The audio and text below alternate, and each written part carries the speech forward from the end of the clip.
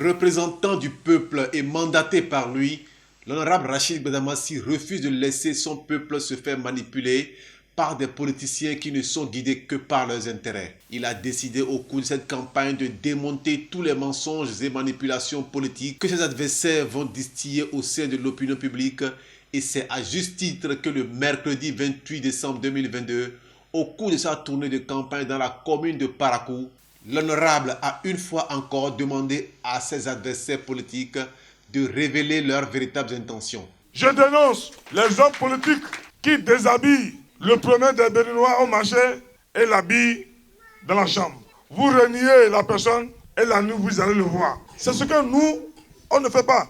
Nous avons assumé, nous n'avons pas caché que nous sommes avec le président de la République. Matin, midi et soir.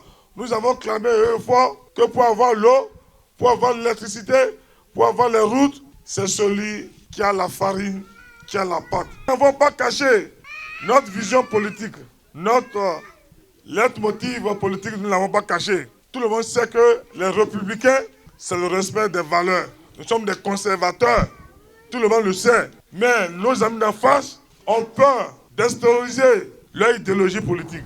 Ce que dit un homme, à plus forte raison un homme politique, peut le rattraper demain, car le peuple a une mémoire qui lui permet de vous rappeler ce que vous avez dit à un moment donné de l'histoire.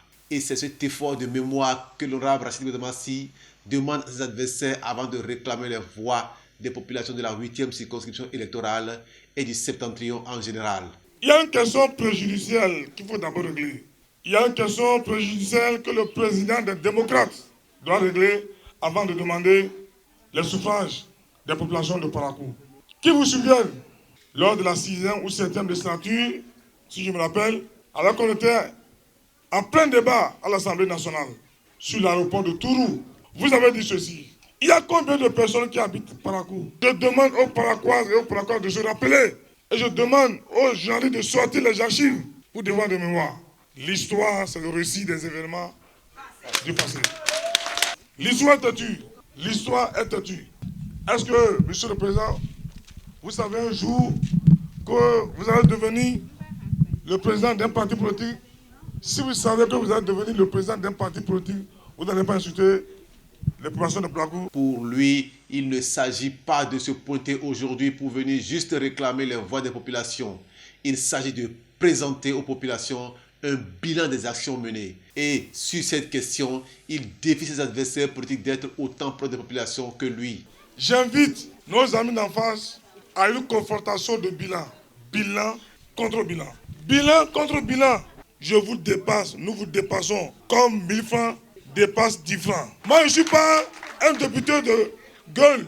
Je suis un député d'action. Je demande aux amis d'en face de citer une seule réalisation qu'ils ont fait. Je leur demande de citer la seule chose qu'ils vont vous dire, la démocratie est menacée. C'est ça leur programme.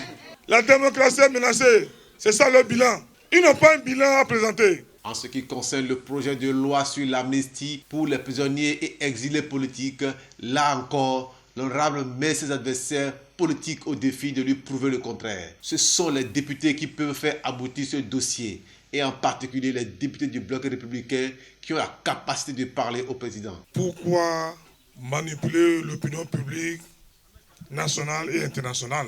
Le projet d'amnistie tant suscité par les amis d'en face qui n'ont aucune compétence juridique, politique, est du bluff, c'est du buzz. La réalité, c'est que c'est nous, députés du bloc républicain, c'est nous qui avons l'expertise, c'est nous qui avons la compétence politique de proposer une loi d'amnistie. C'est nous, députés bloc républicain, c'est nous qui pouvions conduire à bon port sans difficulté le projet d'amnistie. Pour le conduire à bon port, il faut avoir la majorité qualifiée et il faut pouvoir convaincre le président de la République à promulguer. Membre de la délégation, Pierre Bangobi demande à la population d'ouvrir les yeux pour voir la vérité en face, car il ne s'agit pas de manipulation comme le font certains hommes politiques. Vous voyez, comme moi, le monde faut qu'il se manifeste autour de nous. Nous ne faisons pas de buzz politique. Et vous voyez le concret. Et quand nous descendons sur le terrain, c'est que nous descendons en descendant. On ne va pas sur le terrain pour aller mentir aux populations. Nous recensons les besoins de la population et nous touchons du bout de doigt le bénin profond, le cœur de la population, parce qu'il s'agit de social. Et vous savez, aujourd'hui, le bloc républicain est un bloc qui fait du social. Et vous le voyez, c'est le social que nous venons de faire. Et nous continuons le chemin. Je pense que nous n'allons pas nous arrêter ici. Nous continuons le chemin et le chemin va se poursuivre. Et je dis merci au ministre Samou Seydou Adambi. Merci à Laurent Gbadamassi, le philanthrope, l'homme qui ne manage aucun effort quand même pour soulager la population. Et c'est ça le social. Et ce social-là, je pense qu'à l'orée de cette nouvelle année, ce social-là va se manifester. Ça va se concrétiser. Ça se concrétise déjà, comme vous le voyez. Et nous apportons la joie dans le cœur de la population. Pour finir, l'honorable a demandé à tous de voter dans la paix, car l'élection est plutôt une fête. Je vous demande humblement, le 8 janvier, je vous demande de voter le cheval blanc cabré. Dans la paix, dans la discipline.